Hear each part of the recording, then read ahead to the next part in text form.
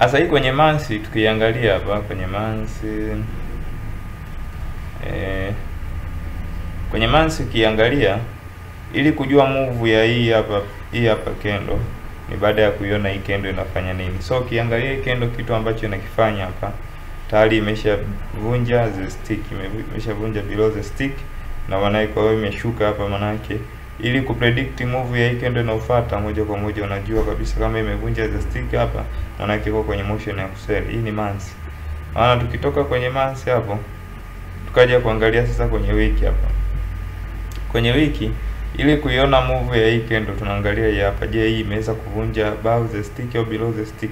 Haijaweza. Sawa. Kwa hiyo move ya hii hatuijui mpaka tufuatie hii candle nyingine hapa. Hii candle inayofuata hapa yenyewe imeweza kuvunja above the stick kwenye wiki hapa. Alafu ni kwa nini hii hapa imevunja above the stick hapa? Naweza nikakwambia kwa sababu kwenye months hapa ukiangalia vizuri imefika mwishoni hapo. Ukiangalia ilivyofika mwishoni hapa, hii candle ya mwisho ambayo imefika kwenye hii candle ya mwisho, hii iliyofikiwa hii candle ya mwisho haijavunjwa below the stick. Kwa hiyo imebebwa na hii candle, iko within this candle ambayo ni ya bullish. Kwa maana momentum umeiona kwamba hapa japokuwa imefika mwisho na hii bado imevunja the stick, haijaendelea kuseli, ila hii imemezwa ndani ya hii candle, kwa sababu hii candle ilimezwa ndani ya hii candle ya kubai. Ndio maana motion hii hapa imefuatia kubai, na ndio ambapo tunaona kwenye wiki sasa hapa.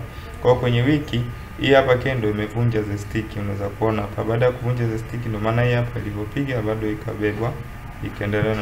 Kwa hiyo unaona sasa mfano kama hapa hivi kwa hiyo tayari umeweza kuona hii candle imevunja the stick, na hii sasa hii candle ilivyofuata ikamezwa, haikuweza kuvunja below the stick. Kwa hiyo imemezwa na huyu, na hivyo inaendelea kubai. Sasa hii ni kwenye wiki, unaona.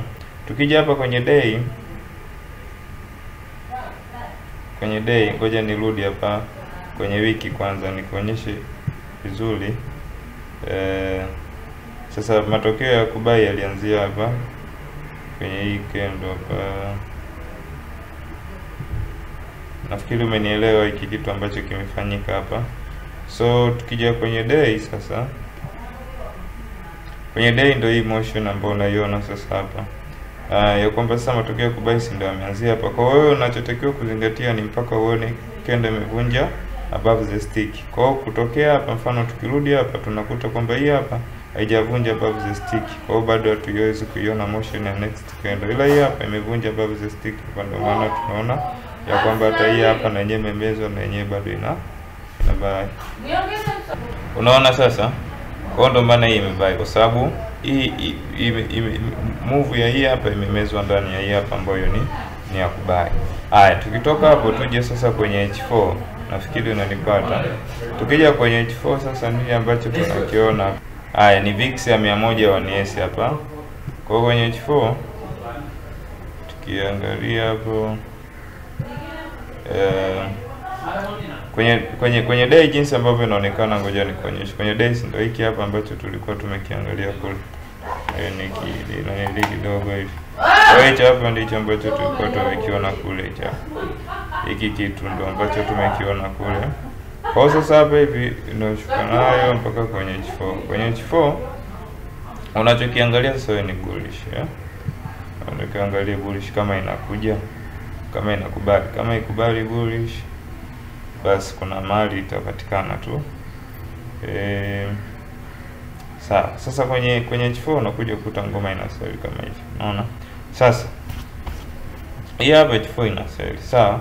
Lakini motion kule tumeona kwenye day ni bullish mpaka kwenye wiki ni bullish.